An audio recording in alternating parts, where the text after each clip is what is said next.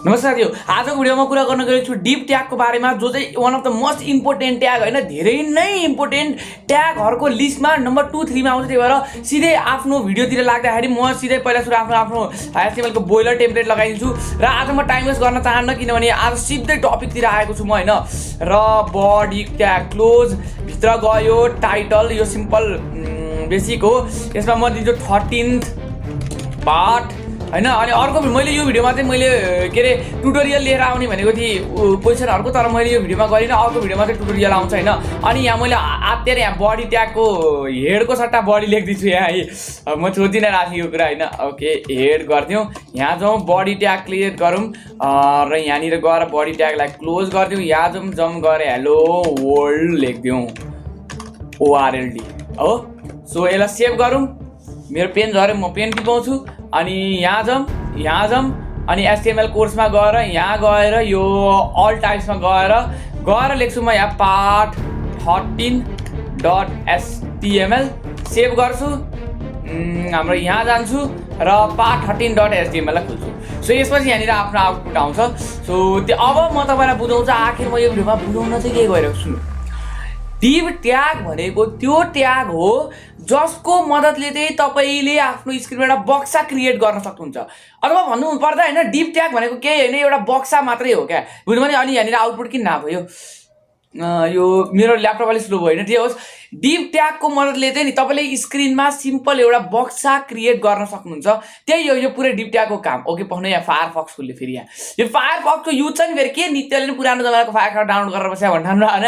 यो HTML CSS मा चाहिँ यो CSS जाभास्क्रिप्टमा यो फायरफक्सको ठुलो रोल छ। न अरुमा नि गर्न त मिल्छ हैन, तर फायरफक्स अहिले म प्रिफर गर्छु, यसको एउटा कारण छ, त्यो चोच्चो नसिनु हैन। सो यहाँ मेरो आउटपुट आइसकेको छ 13 पाथ भन्ने टाइटलमा हेलो वर्ल्ड भनेर। सो यति चाहिँ जसले नि गर्न सक्छ, बच्चाले नि बुझ्ने भइसक्यो। सो अब बुझौँ आखिर डिभ ट्याग भनेको चाहिँ के हो। जस्तो हो यो हेलो वर्ल्डलाई हटाइदिउँ है। अब हेर्नु ल,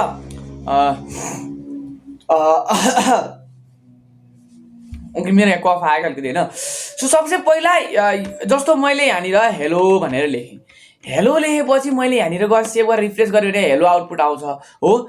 र मैले डिभ ट्याग म तपाईँलाई एक्जाम्पलै दिएर देखाउँछु। हेर्नु, डिभ भनेर चाहिँ DIV भनेर ट्याग सुरु गर्छौँ, ठिक छ।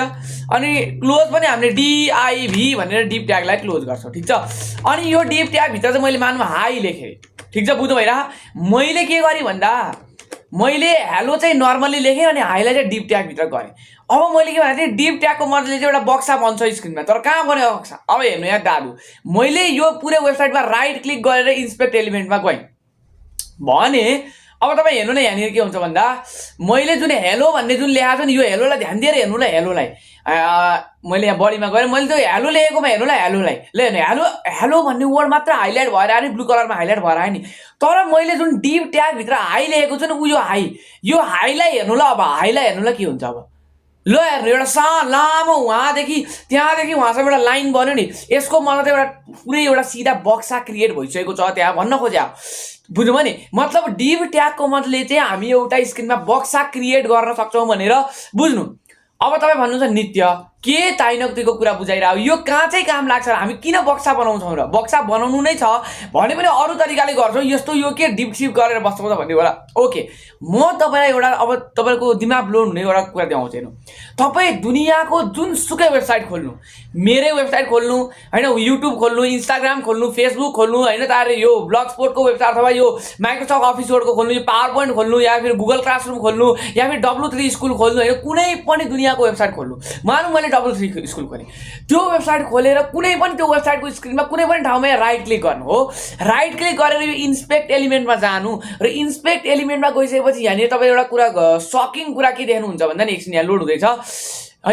यहाँ के देख्नु त, मैले जब यो ल हेर्नु, यहाँ जताततै डिभ ट्याग छ, डिभ जताततै डिभ ट्याग बिना नि तपाईँ वेबसाइट बनाउनै सक्नुहुन्न। HTML मा डिभ ट्यागको त्यति धेरै युज नभए पनि CSS मा चाहिँ यसको धेरै युज छ। CSS मा भन्दाखेरि पनि CSS गर्दाखेरि चाहिँ यसको धेरै ठुलो युज आउँछ क्या। त्यही भएर div tag one of the most important tags हो। यो CSS मा बुझाउने टपिक हो, त्यही पनि मैले तपाईलाई HTML मै बुझाइरहेको छु किनभने त्यो अहिले तपाईलाई मैले एउटा इन्ट्रोडक्सन दिएँ के डिप ट्याग भनेको के हो भनेर यो एक्चुअल बुझ्नुपर्ने चाहिँ CSS मा हो के हैन CSS चलाउँदा नै तपाईले डिप ट्यागको राम्रोसँग युज गर्नुहुन्छ हो यो चाहिँ बुझ्नुभयो हो अब चाहिँ तपाईलाई क्लियर हुनु भएको छैन भने नि म अब कसरी बुझाउँ सिम्पल भाषामा बुझाउनु पर्दा डिप ट्यागको मतलबले चाहिँ नि एउटा सिम्पल स्क्रिनमा कन्टेनर क्रिएट हुन्छ बक्सा टाइपको हैन जसको मतलबले तपाईले धेरै नै डिफरेन्ट टाइप्स अफ चेन्जेसहरु ल्याउन सक्नुहुन्छ जस्तो म तपाईलाई त्यो बक्सा क्रिएटै गरेर देखाइदिन्छु जस्तै हेर्नु है अब म यहाँ एउटा CSS कोड लेख्छु तपाईँ यो यसलाई इग्नोर गरिदिनु ल STYL स्टाइल भन्छु म यसलाई इग्नोर गर्नु ल तपाईँ यस्तो गरेँ यहाँ गएँ र मैले के गरेँ भन्दा डिप ट्याग भित्र चाहिँ मैले के गर्न चाहेँ भन्दा यहाँ गएर मैले के गरेँ भन्दा बर्डर चाहिँ डिप ट्यागको बर्डर चाहिँ ल मैले 4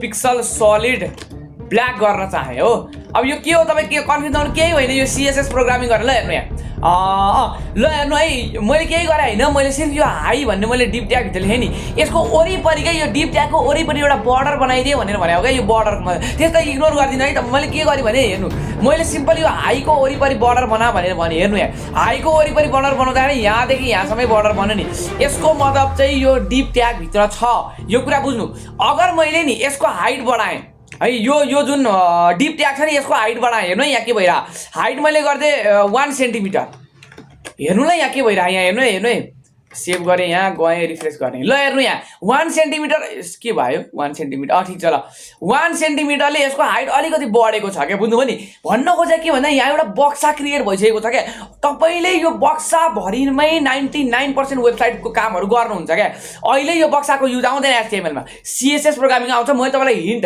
इन्ट्रोडक्सन के HTML पढाउँदाखेरि नि धेरै जसो टिचरहरूले चाहिँ नि यो यसको के अरे यो डिप ट्यागको पनि इन्ट्रोडक्सन दिन्छन् क्या किनभने यो इम्पोर्टेन्ट ट्याग हो क्या हैन त्यही भएर इन्ट्रोडक्सन दिन्छन् हुन चाहिँ HTML ट्याग हो त्यही पनि यो CSS मै प्रयोग गरिन्छ बुझ्नुभयो त्यही भएर HTML मा तपाईले डिप ट्यागको मिनिङ के बुझ्नुभयो एउटा बक्सा जेनेरेट गरेर दिन्छ यति बुझ्नुभयो यही जो आजको भिडियो अर्को भिडियोमा म सिम्पल सबै अगाडि गरेको प्रोग्रामिङहरुको ट्युटोरियल लिएर आउँछु आजको भिडियोको क्वेशन सिम्पल छ म के भने यतिलाई अब यो सबै हटाइदिन्छु ल म यो तपाईलाई कन्फ्युज पार्न चाहन्न यो पुरै उलाई लेखेर यो हाम्रो CSS लेखेर म तपाईलाई कन्फ्युज पार्न चाहन्न यहाँ जान्छु म तपाईलाई एउटा क्वेशन जेनेरेट गर्न दिन्छु यहाँ यस्तो गरेर अनि डट डट यो गर्छु ओके तपाईको क्वेशन सिर्फ आजको भिडियोलाई एउटा हो what is div tag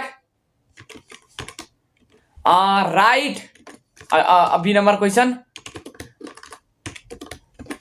right a HTML code to make in one line भनौं न in one line to show the real नभनौं हैन HTML code in one line to show a use of deep tag तपाईले चाहिँ हैन deep tag को use कसरी गर्न सकिन्छ भनेर चाहिँ एक लाइनमा कोड लेख्नु पर्छ सक्यो दुईटा क्वेशन छ गर्नु अर्को भिडियोमा सबैको ट्युटोरियल आउँछ नमस्कार जय नेपाल।